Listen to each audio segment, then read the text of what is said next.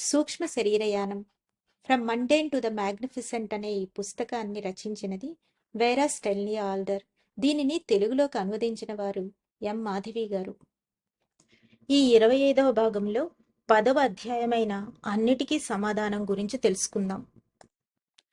మా అద్భుతమైన యాత్ర ముగింపుకు వచ్చేస్తోంది. భూమికి సంబంధించిన పరిసరాలు మరింత సుపరిచితమైన ఆకృతిని సంతరించుకున్నాయి. ప్రస్తుతము మేము అసలు జీవులు అనేవే లేనట్లుగా కనిపిస్తున్న మట్టిలో నుంచి ప్రయాణిస్తున్నాము అని నేను గమనించాను. ఆరోగ్యకరమైన ఎథరిక్ ఛానల్స్ మరి మార్గాలు దాదాపు తుడిచిపెట్టబడ్డాయి. తీరిక లేకుండా ఉండే పురుగులు, కీటకాలు, బ్యాక్టీరియాలన్నీ దానిని వదిలి వెళ్ళిపోయాయి. అక్కడ మిగిలి ఉన్న కొంత జీవము బక్కపలచగా, కుళ్ళిపోయినట్లుగా, హానికరమైనదిగా కనిపిస్తోంది. దుఃఖకరంగా కనిపిస్తున్న ఈ భాగంలోని మట్టిలో నుంచి దిగువకు కొన్ని చనిపోయిన వేర్లు బొత్తిగా నిస్తేజంగా పరుచుకొని ఉన్నాయి. ఈ భాగంలోని మట్టి ఎందుకు ఇంత రోగగ్రస్తంగా ఉంది అని నేను అడిగాను. ఆ కృత్రిమ ఎరువుల్లో కొన్నింటి వలన జరిగిందేమిటో ఇప్పుడు నువ్వు చూడవచ్చు, గట్టిగా మొరపెట్టుకున్నట్లు అన్నాడు రాఫెల్. ఆ వేర్లు బెర్రీ చెట్టుకు చెందినవి. అది మీ తోటలోని బెర్రీ పళ్ళ చెట్లలో ఒకటి. మీకన్నా ముందు ఈ తోట పని చూసిన వ్యక్తి తోటలోని చెట్లు త్వరగా ఎదగటానికి బలవంత పెట్టాలి అని అనుకున్నాడు. ఒక మానవుడిపైన మాదక ద్రవ్యాలు పనిచేసే విధంగా చెట్లపైన ప్రభావాన్ని చూపించి ఒక ప్రత్యేకమైన ఎరువును అతడు వేశాడు. మొదట్లో అది కృత్రిమ ఉత్తేజాన్ని చూపించి రుచి పచి లేని పళ్లతో కూడిన అధిక దిగుబడిని ఇచ్చింది. ఆ తరువాత నేలలో కలిసిపోని ఆ ముడి రసాయనాలు అధిక మోతాదుల్లో ఉండి నేలలో స్థిరపడిపోయి విషంగా తయారయ్యాయి. ఆ చెట్టు చచ్చిపోతోంది. కానీ ప్రజలకు ఇప్పుడు తమ చెట్లను విషప్రయోగంతో చంపుకోవడం కన్నా మెరుగైన విధానాలు తెలుసు కదా. ప్రజలకు తమను తాము విషపూరితం చేసుకోవడం కన్నా మెరుగైన విధానాలు తెలుసు. కానీ ఇప్పటికీ వాళ్ళ ఆ పని చేస్తున్నారు. రాఫెల్ ముఖం మీద కొట్టినట్లుగా బదిలిచ్చాడు. చరిత్ర అంతటా మానవాళి ఉద్దేశపూర్వకంగా తనను తాను చంపుకుంటోంది. ఎలా అని నేను ప్రశ్నించాను కొంత ఆందోళనగా. ఎలాగా? సహజంగానే, నోటి ద్వారా విషాన్ని తీసుకోవడంతో. వాస్తవికంగా ప్రతి ఒక్కరూ ఆ విధంగా ఆత్మహత్య చేసుకుంటున్నారు. అలా చెప్పడంలో నా ఉద్దేశం ఏమిటంటే, వాళ్ళు తమ జీవిత కాలాన్ని సగం కన్నా ఎంతో తక్కువ కాలానికి కుదించేసుకుంటున్నారు. ఈరోజు మానవుడి సగటు ఆయుర్దాయం 60 సంవత్సరాలు. ఒకప్పుడు అది దాదాపు 200 సంవత్సరాలు ఉండేది. మీ ఉద్దేశం ఏమిటి రాఫెల్? నేను ఉద్రేకంగా అరిచాను. నేను 200 సంవత్సరాల కాలం జీవించగలను అని మీరు సూచిస్తున్నారా? ఎందుకు జీవించకూడదు? దాదాపు కోపంతో నొక్కి చెబుతున్నట్లుగా రాఫెల్ అధిక్షేపించాడు.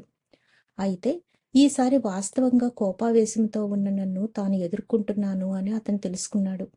నా భావనలను వ్యక్తపరచడం కోసం నాకు భాష కరువైపోయింది. మీరు ఆ విధంగా ఎలా మాట్లాడగలరు? చివరకు నేను అతనిపైన విరుచుకుపడ్డాను.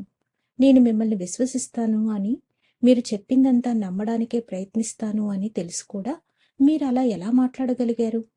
ఇక ముందు మీరు చెప్పే వాటిని నేను గంభీరంగా తీసుకుంటాను అని మీరు ఎలా ఆశిస్తారు? విషప్రభావంతో బాధపడుతున్న ఒక వ్యక్తి ఏ వాస్తవిక వ్యాఖ్యకైనా సక్రమంగా ప్రతిస్పందించగలదు అని నేను ఆశించడం లేదు. రాఫెల్ ఎంతో శాంతంగా ప్రత్యాక్షేపణ చేశాడు. మొత్తం మీద నువ్వు చాలా బాగా సంభాళిస్తున్నావు. నేను విషప్రభావానికి లోనయ్యాను అని మీరు చెప్తున్నారా? ఖచ్చితంగా నువ్వు విషప్రభావానికి లోనయ్యావు.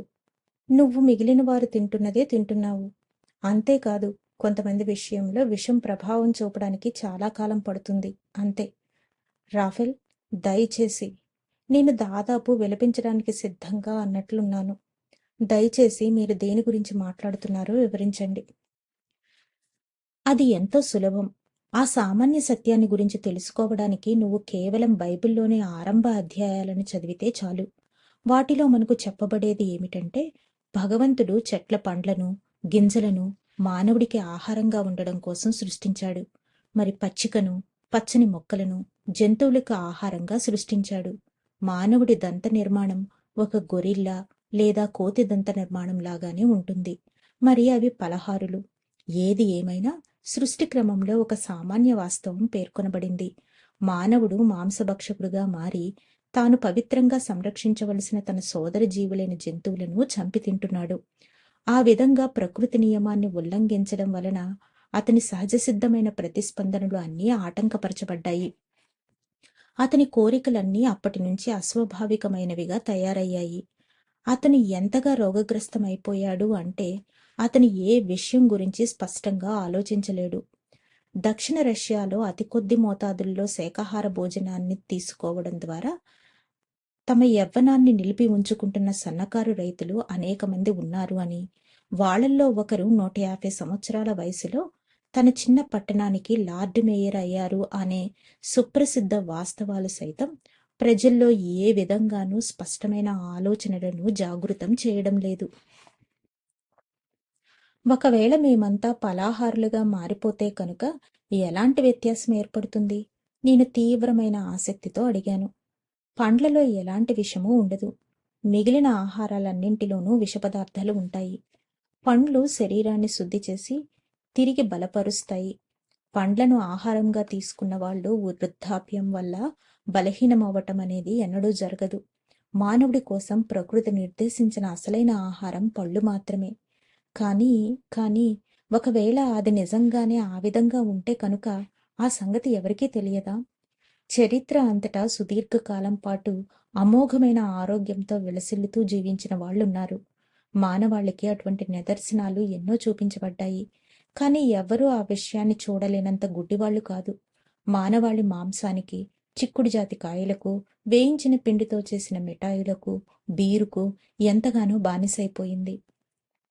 తన అసహజమైన కోరికలను తీర్చుకోవడం కోసం మానవాళి అన్ని చోట్ల ప్రకృతి సమతుల్యతను దెబ్బతీస్తోంది. నేల కోతను, వ్యాధులను కలుగజేస్తుంది.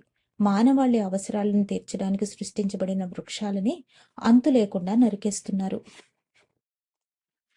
కానీ నిజంగానే ఒకవేళ మానవులందరూ ఆహారం కోసం వృక్షాలపైన ఆధారపడితే కనుక ఇప్పటికన్నా ఆహార కొరత మరింత ఎక్కువైపోతుంది కదా అని నేను వాదించాను. నువ్వు అనుకుంటున్న దానికి విరుద్ధంగా జరుగుతుంది అంటూ రాఫెల్ ఇలా అన్నాడు. పండ్లలో గట్టి పెంకుతో ఉండే గింజలు మానసికంగా, శారీరకంగా పరిశుద్ధిని కలిగించి తక్కువ ఆహారంతోనే ఎక్కువసేపు ఆకలి లేకుండా ఉండగలిగేలా ఎంతగానో దోహదపడతాయంటే అనేక విషయాలు సంభవిస్తాయి. ప్రజల్లోని అసహజమైన జిహ్వచాపల్యాలన్నీ తొలగిపోతాయి. వాళ్ళ కొత్త ఆహారం ఎంత కరమైనదిగా నిరూపితమవుతుంది అంటే వాళ్ళు ఎంతో తక్కువ ఆహారాన్ని తింటారు. మరిన్ని ఎక్కువ చెట్లు నాటడం వలన వర్షపాతం, భూగోళపు శీతోష్ణ స్థితి మెరుగవుతాయి. ఎడారులు మాయమైపోతాయి. జంతుజాతిని వాటి మానాన వాటిని వదిలేస్తే తమను తాము సవరించుకుంటాయి. జంతువులను ఆహారంగా తీసుకోవడాన్ని మానవులు నిలిపివేసినప్పుడు అవి ప్రమాదకరంగా ఉండడం ఆగిపోతుంది. అవి ఒకదానిని మరొకటి ఆహారంగా తీసుకోవడం కూడా ఆగిపోతుంది. చెట్లు, పొదల నుంచి మానవుడు తనకు అవసరమైనవన్నీ పొందవచ్చు. ఇంటి నిర్మాణానికి కలప, పత్తి, కాగితము, బెరడు, రబ్బరు, ఔషధాలు, వస్త్రాలు, మరి తనకు అవసరమైన ఆహారం అంతా పొందవచ్చు. ఆ విధంగా జీవిస్తుంటే మానవుడి బుద్ధిహీనత, క్రూరత్వము అన్నింటినీ కైవసం చేసుకోవాలనే విపరీతమైన వాంఛ తొలగిపోతాయి. యుద్ధం, వ్యాధి అనేవి శాశ్వతంగా నిర్మూలించబడతాయి. అయితే అన్నింటికీ సమాధానం ఫలాహారమేనా? నేను విస్మయంతో అడిగాను. మానవాళిని కాపాడగల సాధనం ఫలాహారమేనా అని. అది మాత్రమే అసలు కథ కాదు. నా గురువు శాంతంగా బదులిచ్చాడు. ఉదాహరణకు హిట్లర్ ఒక శాకాహారి అయినా గాని అది ప్రపంచానికి సహాయపడలేదు అనేది మనకు తెలుసు. మొదటి ఆవశ్యకత ఏమిటి అంటే మానవాళి తన ప్రస్తుత జీవన విధానానికి సంబంధించిన తన వైఖరిని మార్చుకొని ఆధ్యాత్మికంగా నిజంగా నిజాయితీగా ఉండడానికి ప్రయత్నించాలి అని చివరకు నిర్ణయించుకోవాలి. అంటే కొన్ని సరళమైన దైవాజ్ఞలను పాటించాలి. ఉదాహరణకు నువ్వు చంపకూడదు అంటే యుద్ధాలు చేయకూడదు, మాంసం తినకూడదు, బొచ్చు మరి జంతువుల తోలును వాడకూడదు, ఔషధాల్లోనూ సౌందర్య సాధనాల్లోనూ జంతువుల శరీరంలో నుంచి తీసిన కొన్ని రకాల ద్రవ్యాలను వాడడం ఆపేయాలి. ఆ తరువాత మళ్ళీ నిన్ను నువ్వు ప్రేమించుకున్నట్లే నీ పొరుగువాడిని కూడా ప్రేమించు. దీని భావం ఏమిటంటే జంతువులను, చెట్లను, నేలను, నీటిని, తోటి మానవులను స్వార్థ ప్రయోజనాల కోసం దుర్వినియోగపరచకూడదు. అక్రమంగా లాభాలను ఆర్జించడం అనేది చేయకూడదు. అన్యాయమైన అధిక వడ్డీలనేవి కూడదు. మురికివాడలు ఉండకూడదు. గనులను త్రవ్వేవాళ్లు సైతం ఉండకూడదు. నేను బదులివ్వలేదు. నేను ఆలోచనలో గాఢంగా మునిగిపోయాను. ఎంత గాఢంగా అంటే చుట్టూ ప్రాకారాలతో ఉన్న తోటలోకి మళ్ళీ వెనుతిరిగి వచ్చేసామనేది నేను గమనించలేదు. బిన్ నా దృష్టిని ఆకర్షించాలి అని అనుకున్నప్పుడు ముక్కుతో వాసన చూస్తున్నట్లుగా గట్టిగా చేసే సుపరిచితమైన ధ్వని విన్నాక నేను ఆలోచనలో నుంచి తేరుకున్నాను. రాఫెల్ మృదువుగా నవ్వుతూ, తేనీటికి వేళయ్యింది అని అతనికి తెలుసు. ఇక నువ్వు నీ ఎతిరిక దృష్టి సామర్థ్యాన్ని కోల్పోయే లోపు బిన్ వైపు జాగ్రత్తగా చూసి, నువ్వు గమనించింది ఏమిటో నాకు చెప్పు. నేను నా ఎదుట ఉన్న సుకుమారమైన తెల్లని చిన్నారి రూపాన్ని నిశితంగా రెప్పవేయకుండా చూశాను.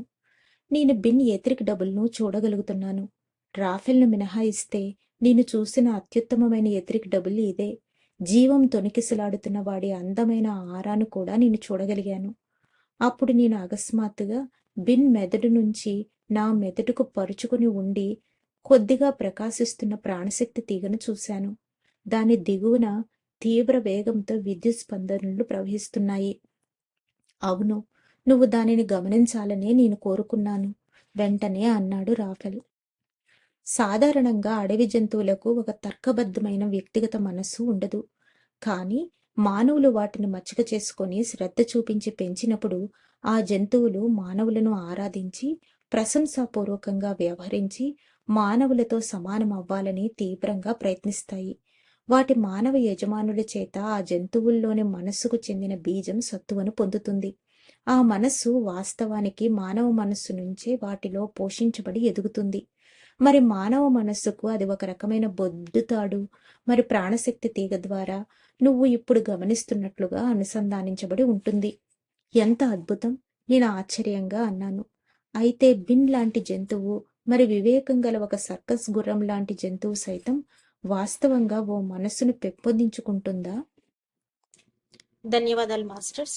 10వ అధ్యాయం అయిన అన్నిటికీ సమాధానంలోని మిగిలిన భాగాన్ని రేపు తెలుసుకుందాం. అంతవరకు సెలవు తీసుకుంటూ పద్మజ.